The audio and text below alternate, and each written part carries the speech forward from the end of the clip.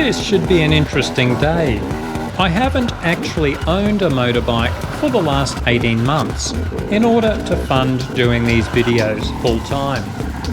Well, all the loan bikes had to go back, but I don't have quite enough cash to buy my next bike yet.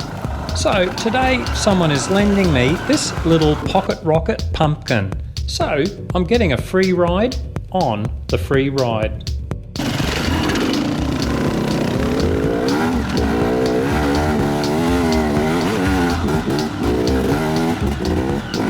Like many, I was very interested when the 250 FREERIDE was first announced. Could this be the ultralight enduro bike of our dreams? A full 10 kilograms lighter than the lightest enduro bikes on the market. Well, a lot of guys bought them, then a lot sold them again within a few months. Personally, I don't think there's anything fundamentally wrong with the FREERIDE. It does what it is designed to do, and extremely well.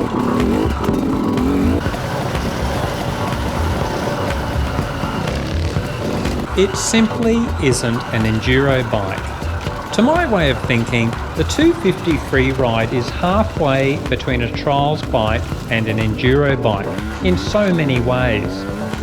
In terms of weight, turning circle, engine characteristics, suspension, brakes, and handling. In fact, the FREERIDE would be a good compromise for someone wanting to ride trials and also do some easy dirt riding.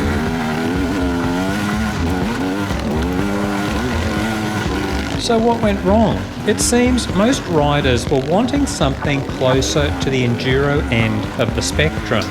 And this would explain why the Beta Cross Trainer has been in huge demand comparatively. I was on your ass the whole way.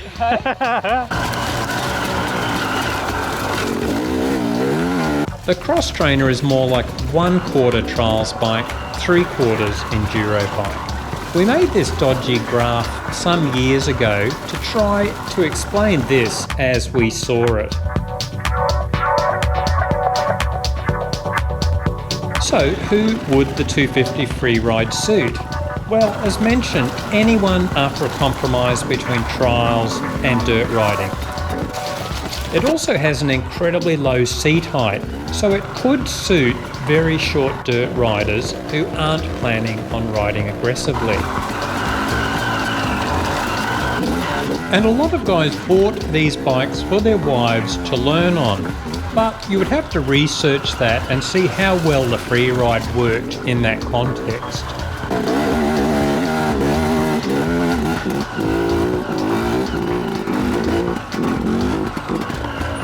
Sorry Barry, I'm pumped. Just for the hell of it today, I've decided to try and ride the FREERIDE a bit faster. One of the most interesting things, it might only put out about 20 horsepower at the rear wheel, but that still punts the little pumpkin along at a very respectable speed, along the flat bits and the steep hill climbs as well. It's funny how dirt riders go on and on about getting more power out of their engines, and so often these are the riders who won't be able to use it except in a straight line on a flat track. In many cases, a rear wheel just starts spinning at more than 20 horsepower, and your typical rider will probably spend most of the time using far less than that when riding. Definition of a light bike? One thing's for sure, the FREERIDE is in its element on these tight tracks, where the soft suspension and lack of suspension travel aren't a problem.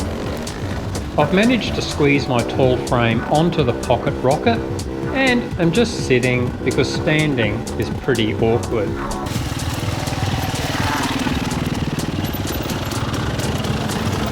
Okay, time to try Birchie's Hill. Most of us can get to the halfway intersection on this climb, but after that it gets seriously steep. Chris Birch, Enduro God, rocketed up this. I've made it once out of multiple attempts.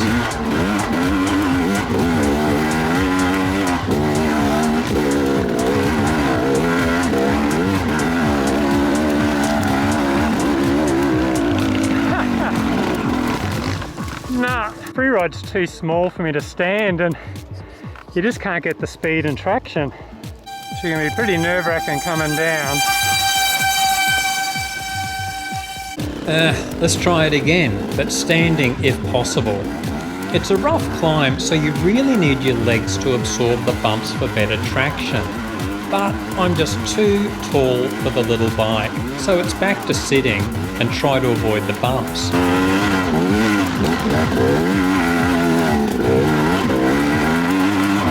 Interesting. I've got the momentum to start the steep bit, but look who's blocking the track. My brother. Typical. Made it up at least. And of course it's only the halfway point and then it gets seriously steep. Yes, oh, the bikes are going down everywhere. Don't fall off. Here comes the 350 Express. 350 Express.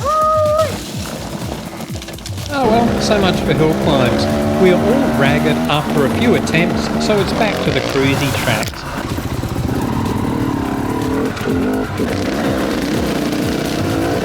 There are the usual aches and pains from a good dirt ride. A lot of non-riders think this sport doesn't take much fitness. I mean, all we are doing is sitting on a bike and twisting the throttle, right? Nah.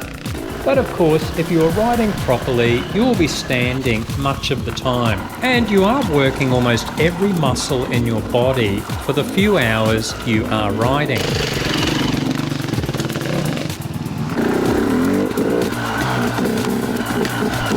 Most of us now are in our 50s, so after a few hours of this, we are moaning and groaning and carrying on about muscular aches and pains to anyone who will listen. Which is usually no one, of course.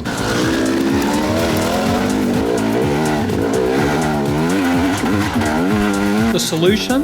Apart from paying someone to listen to me moan and groan, well, I usually pop some ibuprofen after the ride nowadays, and this anti-inflammatory seems to make a big difference, and there are far less aches that night and the following day.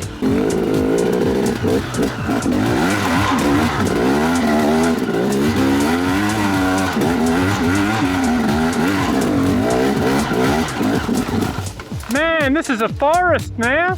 Light bike. Come on, Andrew, speed on the corner.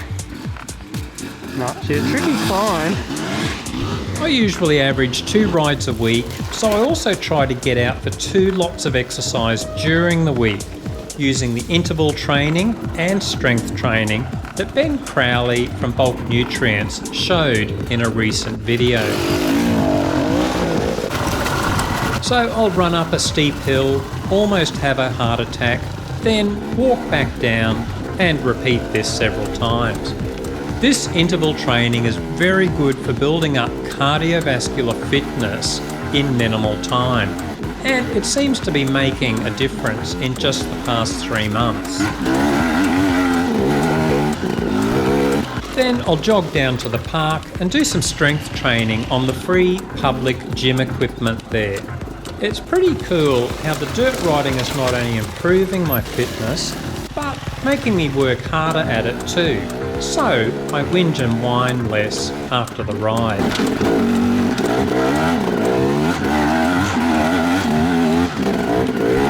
Nonetheless, if you'll excuse me, I need to go off and see if I can find someone to listen to my moaning and groaning about the aches I got from this ride yesterday.